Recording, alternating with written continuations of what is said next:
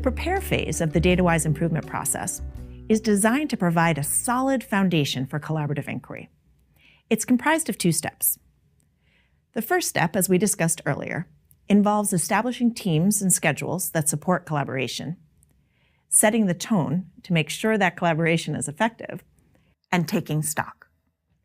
In step 2, build assessment literacy, you and your colleagues dive into your data inventory and develop the skills you will need to understand the assessments listed there.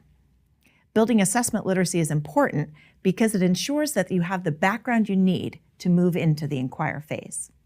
Before I start talking about assessment literacy, I want to be clear on what I mean by assessments.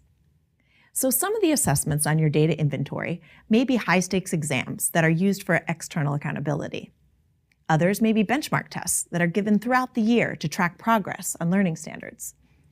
And don't forget about all the other kinds of writing, speaking, problem-solving assignments that teachers develop and score collaboratively. All of these are assessments. We define assessments really broadly in DataWise. At first, building assessment literacy can seem like a daunting prospect.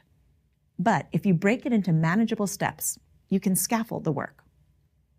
It's helpful to break it into 3 key tasks: review skills tested, study how results are reported, and learn principles of responsible data use.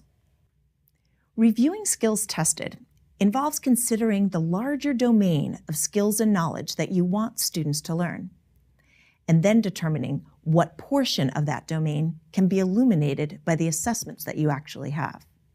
For example, you might find that one mathematics assessment helps you to measure computational skills, and another helps you to determine whether students have the conceptual understanding that allows them to know whether to add, subtract, multiply, or divide in a particular situation. However, you might find that none of the assessments you have adequately measures a skill that's really important for students to master, such as being able to break down a complex problem into manageable steps. If this is the case, when you move into the inquire phase, you and your colleagues may decide that to understand what's going on with student learning, you need to find a way to measure that skill. The next key task is to study how results are reported. Start off with the simple stuff: who's being tested and over what period of time. Then, you need to give everyone a chance to understand how scores were calculated. Are they raw scores? Are they scale scores? What do scale scores even mean? Or if you're looking at an open-ended project that's scored against a rubric, take the time to make sure everyone understands what each level of the rubric means. It's also important to think about what kinds of comparisons the results will allow. Can you track changes in performance of the same student over time? Or can you compare different cohorts of students to one another? You have to take the time to understand how to read the data in order to be able to use that data to improve your teaching. The last key task is to learn principles of responsible data use. For many educators, interpreting what assessment results mean is not something that was part of their initial training. The essence of using data responsibly is knowing what kind of inferences an assessment is designed to support and what it's not. This involves having you and your colleagues develop a shared vocabulary. Concepts such as measurement error, reliability, and validity can help you explain your level of comfort with any conclusion that someone might want to draw from a particular set of results.